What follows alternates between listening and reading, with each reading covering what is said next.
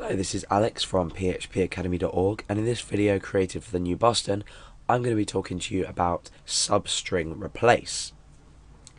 Now, substring replace looks like this.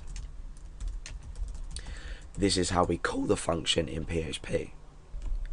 Now, substring replace takes up to 4 arguments. The first argument that we take is the string that we want to look at. The second argument is the string that we want to replace.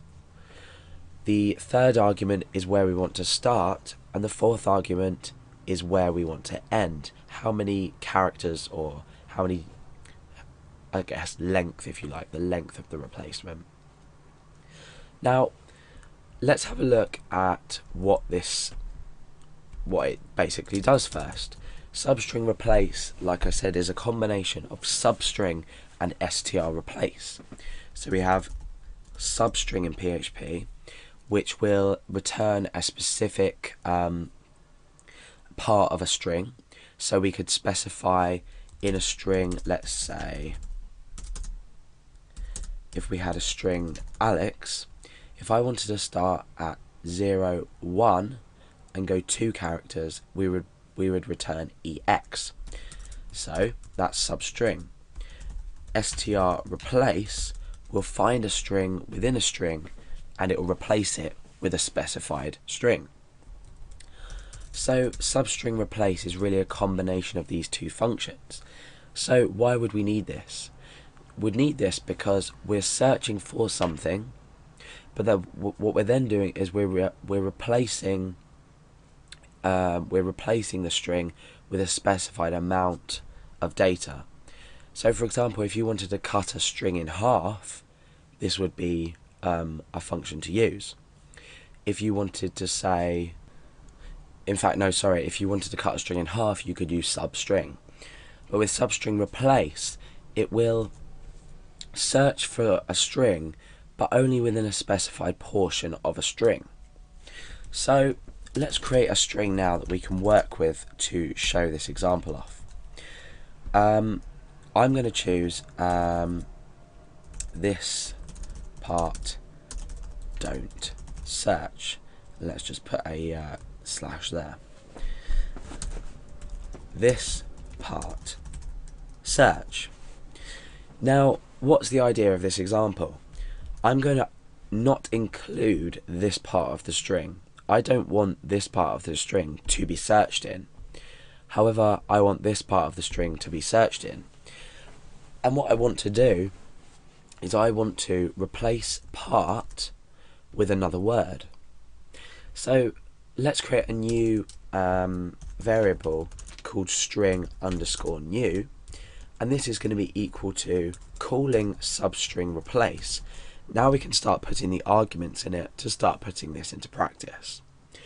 So the first argument is easy. We just need to supply the string that we want to look in. The second is we need to put in the string that we want to replace.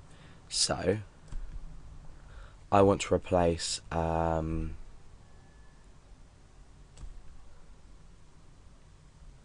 part, this word here, with something else.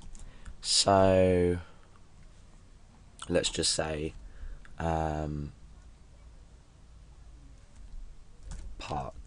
we'll just say Alex. I can't think of any better examples. So the next argument we need to give is where to start looking. So or where we want to replace. So if we count up the characters, we're going to say 0, 1, 2, 3, 4, 5, 6, 7, 8, 9, 10, 11, 12. I'm not sure if that's counted. 13, 14, 15, 16, 17, 18, 19, 20, 21, 22, 23, 24, 25, 26, 27, 28, 29. So this will either be 29 or 30, I think. And then how many characters or the length of where we want to search, and that's 4 because we've got 4 characters in part. So let's have a look now at string new and see what's happened. it's quite hard to come up with an example with something for this, but when you do need it, you'll say, oh, that would be useful. So yeah, okay, so this has worked. I counted correctly. So now we're saying this part don't search, this Alex search. So we haven't actually searched, but we've rather specified where we want to replace within the string. Now, why would this be useful, and where would this be useful in a real life example?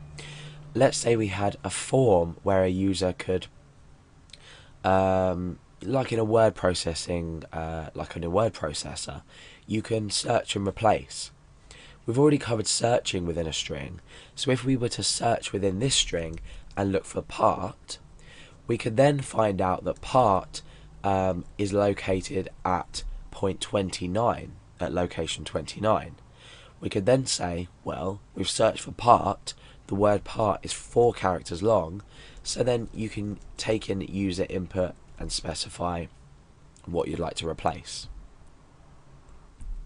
So in this particular tutorial, I won't be demonstrating that. However, there is another tutorial where we create the exact program that I've just talked about, or the script that I've just talked about.